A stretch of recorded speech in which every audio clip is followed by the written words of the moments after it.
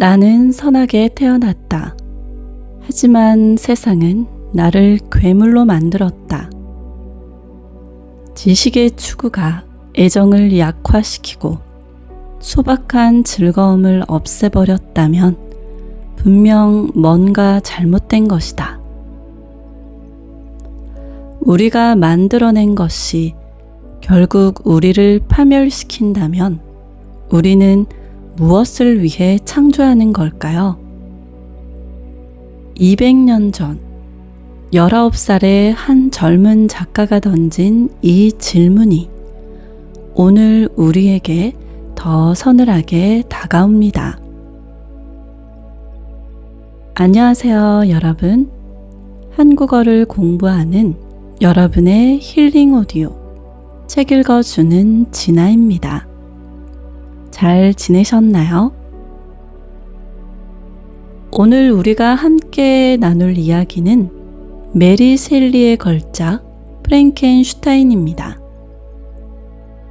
1818년에 쓰인 이 소설은 단순한 공포물이 아니에요. 인간이 무언가를 창조했을 때 그 결과에 대해 책임을 질 수 있는가를 묻는 이야기죠. 소설의 주인공 빅터 프랭켄슈타인은 생명을 창조하는 실험에 성공하지만 그 과정에서 가족과 친구, 일상의 기쁨을 모두 잊어버립니다. 그는 훗날 스스로를 이렇게 회상해요. 지식의 추구가 애정을 약화시키고 소박한 즐거움을 누리는 마음을 없애버렸다면 분명 뭔가 잘못된 것이다라고요. 저는 이 문장을 읽으면서 뜨끔했어요. 저도 뭔가에 몰두하면 마치 경주마처럼 앞만 보는 경향이 있거든요. 영상 편집에 빠져들다 아들 하원 시간을 깜빡하고 허겁지겁 달려간 적도 있고 스크립트를 쓰다가 저녁 차리는 걸 잊어버린 날도 있어요. 그럴 때면 잠시 멈추고 호흡을 합니다. 그리고 지금 내 옆에 있는 사람을 느끼려고 의식적으로 노력하죠. 하지만 빅터 프랭켄슈타인에게는 이런 멈춤이 없었습니다. 그리고 그의 가장 큰 문제는 단순히 일상을 잊은 것에 그치지 않았어요.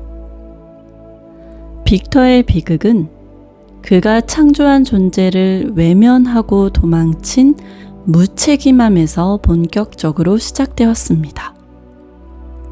자신이 만든 존재가 어떤 고통을 겪을지 고민하기보다 그저 두려움 때문에 외면해버린 것이죠.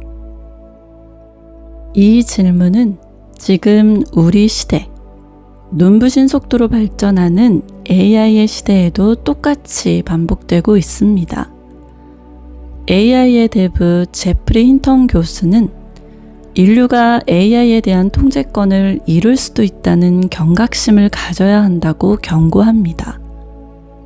기술은 우리에게 묻지 않고 나아갈 뿐이에요.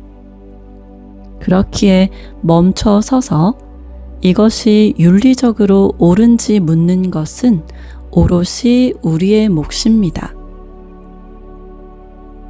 자, 그럼 오늘 이야기에서 나온 유용한 표현 2가지를 보겠습니다.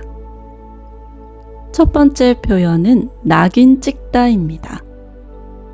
어떤 사람에게 부정적인 이미지를 고정시킬 때 써요. 예를 들어 볼게요.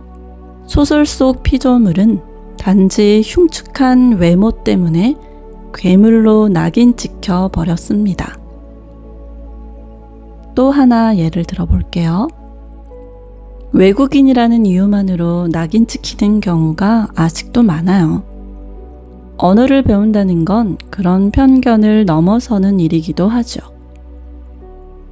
두 번째 표현은 초래하다입니다. 주로 부정적인 결과를 불러일으킬 때 써요. 예로 들면 무책임한 창조는 결국 비극을 초래했습니다. 작은 부주의가 예상치 못한 큰 오해를 초래할 수 있으니 말 한마디도 신중하게 해야 해요.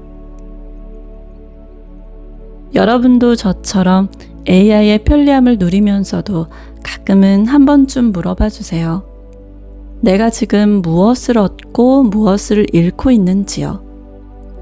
그리고 잠깐 멈추고 지금 내 옆에 있는 사람을 느껴보세요.